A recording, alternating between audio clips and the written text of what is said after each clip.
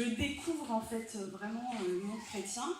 Moi j'ai grandi dans la religion et la culture musulmane et en fait il y a un mois on m'a annoncé une suspicion de cancer des 2 ovaires qui m'a vraiment abattue et j'étais vraiment plus bas que terre quoi. Vraiment ça m'a abattue. On m'a dit voilà, pour avoir des enfants ça va pas être possible, les traitements etc. Et une semaine, 10 jours après, j'entends parler de Jésus. J'avais déjà entendu parler de Jésus, puisque tout le monde sur cette terre, je pense, a au moins une fois entendu parler de Jésus. Mais là, cette fois-ci, c'était très fort. C'était quelqu'un qui témoignait. J'ai beaucoup pleuré sur des vidéos sur Internet. Et le soir même, en fait, je me suis mise dans ma chambre, à genoux, pour la première fois de ma vie devant Dieu. Et j'ai dit, Jésus, si tu existes, moi, ça ne m'intéresse pas juste d'entendre parler de toi, en fait. Je veux te voir maintenant, tout de suite, je veux te voir. Et je veux te voir d'une façon que plus jamais je puisse douter de toi. C'était vraiment ma prière, du plus fond de mon cœur, du plus profond de mon cœur.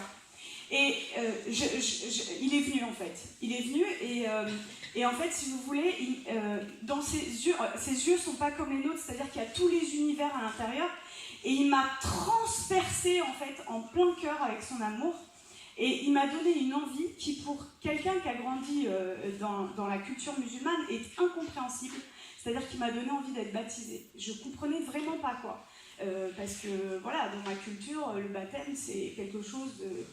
Et le lendemain matin, je me réveille, je cherche partout où est-ce que je peux être baptisée. Donc, je regarde les églises catholiques, protestantes, tout. Il n'y a rien qui me disait. Je dis, maintenant, oriente-moi, quoi.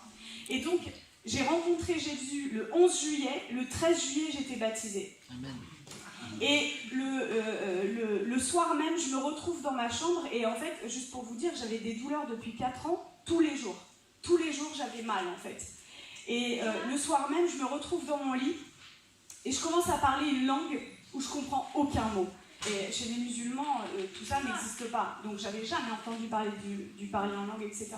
Et j'ai parlé pendant 3/4 d'heure, 1 heure, une langue que je ne comprenais rien du tout. Et à la fin, ça s'est arrêté. Et là, mes douleurs, pour la première fois depuis 4 ans, disparues. Plus de douleurs.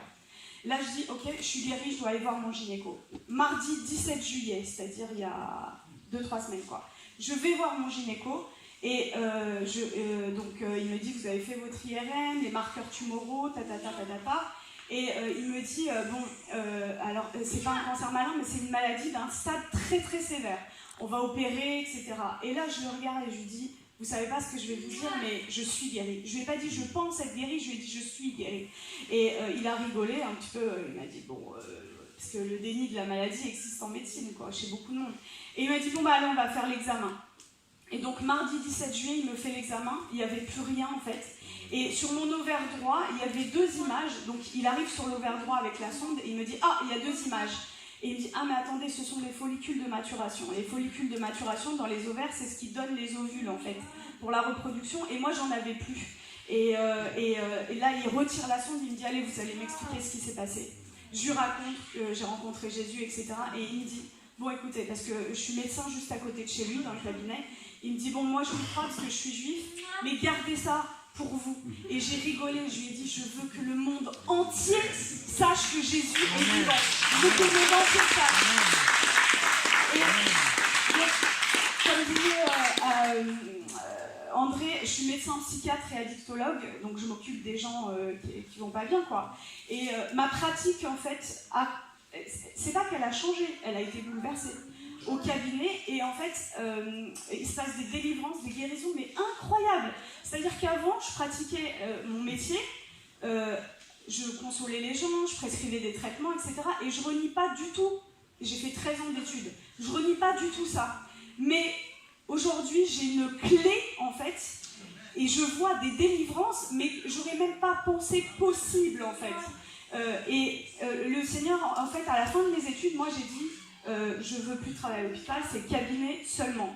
Et le Seigneur, là, depuis que j'ai été baptisée, m'a ramenée à l'hôpital.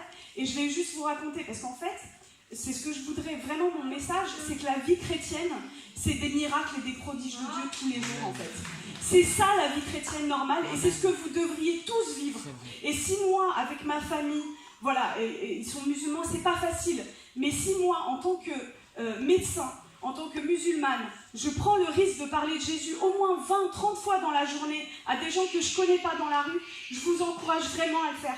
Parce que c'est comme ça que le feu de Dieu augmente en fait en vous. Et je vais juste vous raconter en fait ma dernière garde à l'hôpital, dimanche, pas qui vient de passer, mais celui d'avant.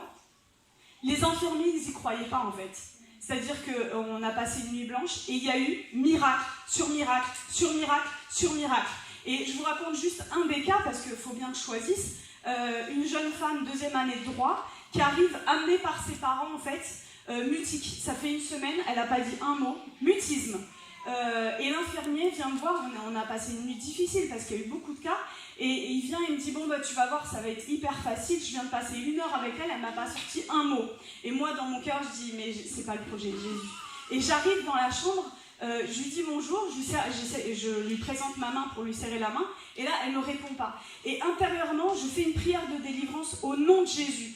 Et là, elle commence à me parler normalement, mais vraiment normalement, quoi. Et l'infirmier arrive 5-10 minutes après, il ouvre la porte et il nous regarde, et au lieu de venir s'asseoir à côté de moi, parce que quand on voit un patient, en fait, le médecin et l'infirmier sont à côté, il va au fond de la chambre, il croise les bras, il nous regarde.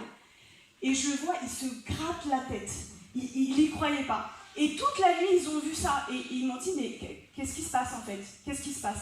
Et tous les jours, je vois ça. Et juste pour terminer, vous avez l'antidote. Jésus est l'antidote. Vous avez un antidote. Le monde entier a le poison. Qu'est-ce que le poison? C'est de ne pas connaître Jésus. Ne gardez pas votre antidote pour vous. Partagez-le. C'est limite, je vais utiliser un terme médical, non-assistance à personne en danger. De voir des gens malades, des gens pas bien, et vous passez, et vous avez l'antidote. Ne gardez pas l'antidote, partagez-le, c'est ce que le Seigneur veut, quoi. Voilà. Merci, hein.